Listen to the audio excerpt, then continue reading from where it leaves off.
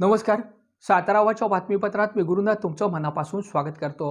सातारा राजवाडा येथे बहुमजली साकारणाऱ्या पार्किंग प्लाझाची पाहणी आज नगराध्यक्ष अमोल मोहिते, उपनगराध्यक्ष दत्तात्रय बनकर, पक्षप्रतोद अविनाश कदम तसेच माजी उपनगराध्यक्ष किशोर शिंदे, शहर व नियोजन सभापती अशोक शेडगे, आरोग्य सभापती धनंजय जांभळे, बांधकाम विभागाचे अभियंता दिलीप छिद्रे, दहीफळे याचबरोबर भंडारे आणि अन्य मान्यवरांनी या ठिकाणी पाहणी केली.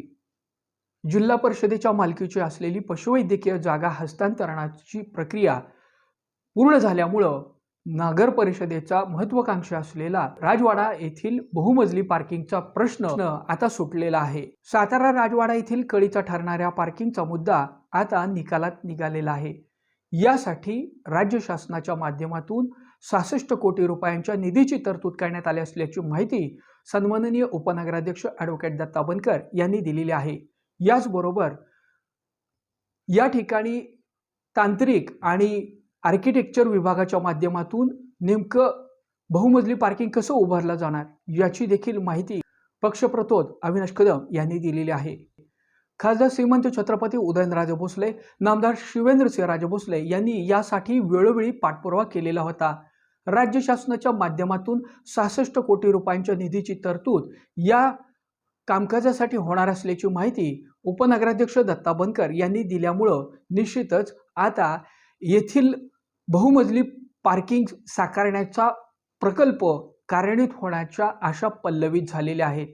सातारचे पालकमंत्री नामदार शंभूराज देसाई यांनी देखील या संदर्भात प्रयत्न केला असल्याची माहिती आहे.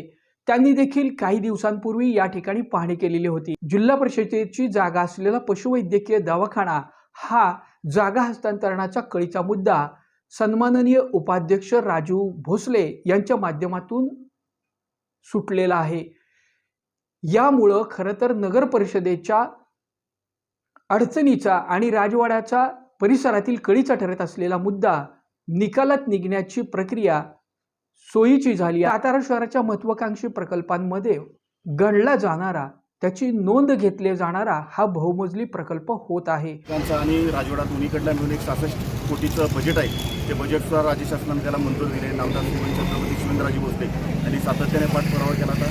त्याचबरोबर जिल्हा परिषदेकडे खासदार श्रीमंत छत्रपती उदयनराजे भोसले यांनी पाठपुरावा केला होता. आणि विशेष करून या जागा मिळवून देण्यासाठी जिल्हा परिषदेने चांगल्या स्वरूपाचं सहकार्य केले. आमच्या सर्वांचे मित्र आणि जिल्हा परिषदेचे उपाध्यक्ष राजू भोसलेंचं मोठं योगदान आहे या कामामध्ये. हा महत्त्वाचा पार्किंगचा प्रश्न लवकरच मार्गी लागतो.